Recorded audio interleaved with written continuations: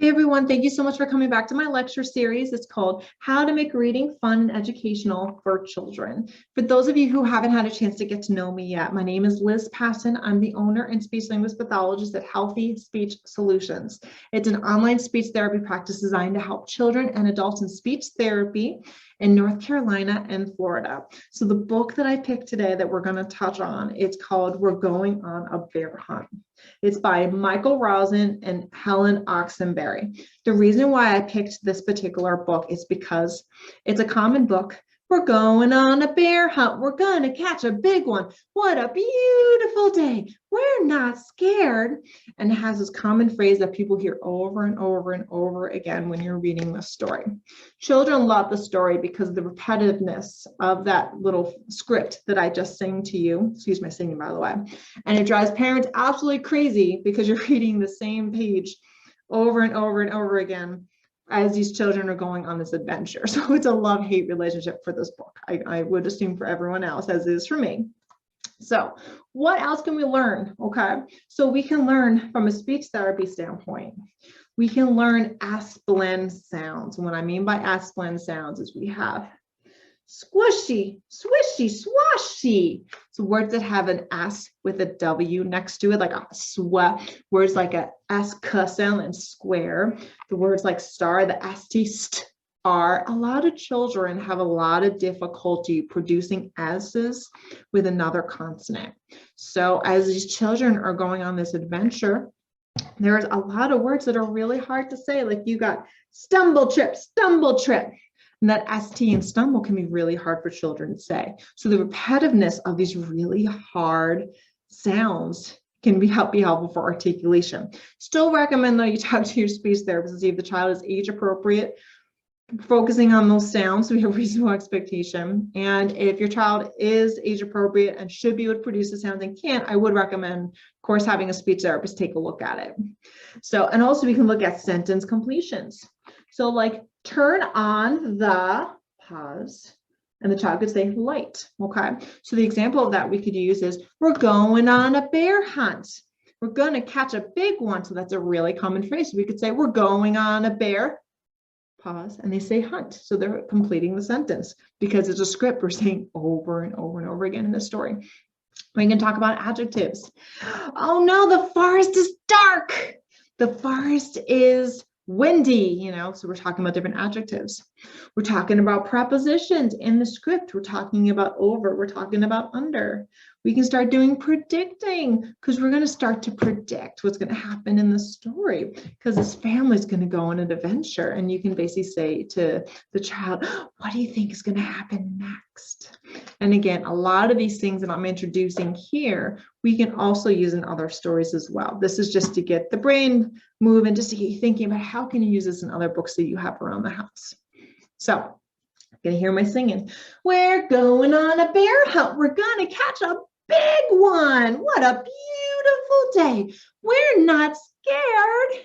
So act it out. It's going to drive the parents crazy saying it over and over again, but act it out. Have fun. You want enthusiasm when you're singing it. Don't go, we're going on a bear hunt. We're going to catch a big one. Oh, that's so boring. That's going to put me to sleep.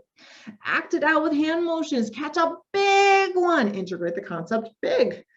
Every book is a learning opportunity for a lot of things. Capture it. We can go, uh-oh, grass. Long, wavy grass. Where's the long, wavy grass? Integrating adjectives by repeating it over and over again. Oh my gosh, that grass is so long. Imagine having to walk through that long, wavy grass. You're repeating the adjectives, the long, wavy grass, over and over and over again, because the more you say it and make it exciting, the more likely the child's going to learn it.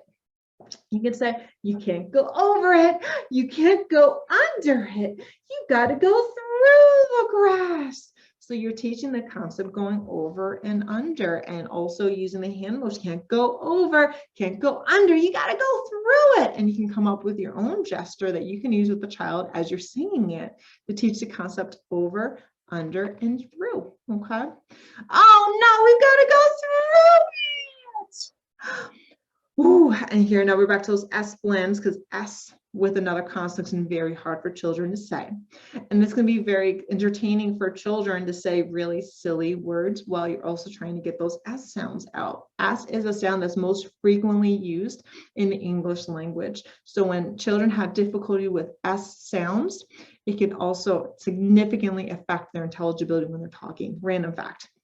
So swishy swashy, swishy swashy, swishy swashy. Wow! Where are they? Are they going swishy swashy down the grass?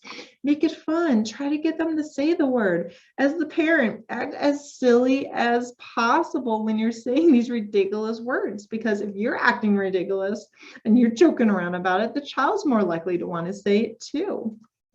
So, and again, the script. And we know it because I've already sang it. We're going on a bear hunt. We're going to catch a big one. What a beautiful day. We're not scared. So we're just doing the script. Now maybe the child knows the script. So we could say, we're going on a bear. Pause. And then the child says hunt. We're going to catch a big. And then the child says one. What a beautiful. Pause. Day. We're not. Pause. Scared. But the key is that you have to pause about 2 to 3 seconds, because if you have to give the child enough opportunity to process what you're saying, retrieve that word in the brain, pull it out, and then say scared, day one, hunt.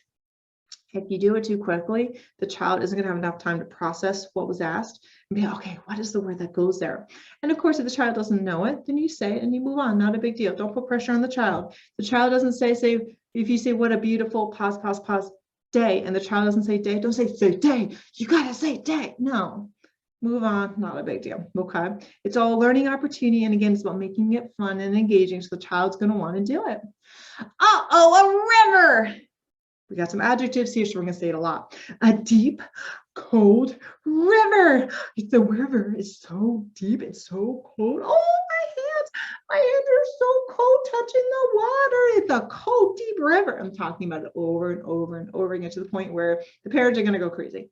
But the key is that the more repetition you have, the more it's going to help the child. And again, this story has a deep, cold river, has a lot of adjectives that are going on in the story. But integrate these adjectives in other stories. Talk about the lake. Talk about what the people are doing in other stories as well. Don't just do it because the opportunity is presented in the story. You can do this in other situations as well. And of course, we can't go over it. We can't go under it. We got to go through it. And they're also doing the motions, talking about it. So you really want them to know. So you could even have the book here. And you can't go over it, can't go under it. So you can also interact it that way for them to be able to see what you mean by over and under. And again, we got some more S blends. These words are really hard to say for children again. So, and you got to be silly. You got to make it so fun and engaging. Have the child laugh. We can try to get the child to say it too. Splash, splash, splash, splash, splash, splash. And you're really getting into it. Splash, splash. Try to get the child to say it. Ask the child to repeat it. Talk about that really cold, deep water. Talk about it. Because remember, the adjective they had in the last one was a deep, cold river. So talk about it. It's a deep, cold river. They're going splash, splash. So just have fun with it. Because a splash splash is hysterical for children, but can very easily be missed when reading the story. So look, and the story continues to go with the same repetition, by the way. With the script, we're going on a bear hunt, I'm going to catch a big one. We go over and the under, and then it has these silly words, splash, splash. They have double trip, and they have all these other words that you can use. And what I did is I just jumped to the end of the story because it's a little bit different theme, okay? And it's, oh, what are they doing? Tip, toe, tip, toe. What's that? So you are getting excited. And this is where we can teach predicting. And we can say to the child, what's that? What do you think it is? Do you have any idea what it could be? Oh, I'm really scared. What could it be?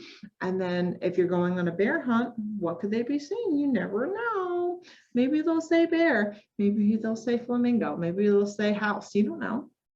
Give them an opportunity to try to predict what it's going to be. And then, well, let's find out. And then it's one shiny wet nose.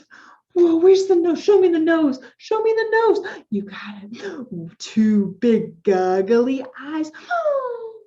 Where's the eyes? There it is. You got it. Eyes. It's a bear. So you get really excited, and then you hopefully the child was able to say it's a bear, and if not, that's okay. You can say, that was a good guess. It's a bear. I'm so scared. Oh my gosh, we have to run away. We have to run away. I'm so scared. I'm so scared. It's a bear. Get into it. Get excited. You want this child to want to read with you more. So I really want to say thank you so much for coming to attend my lecture series. And I really hope everyone's finding my series helpful and using these skill sets and transferring them to other books to make reading fun and exciting for children. Please feel free to reach out to me, Liz, at healthyspeechsolutions.com if you have any questions, or at healthyspeechsolutions.com, my website as well. Have a wonderful day and continue to keep an eye out for the rest of my lecture series. Bye.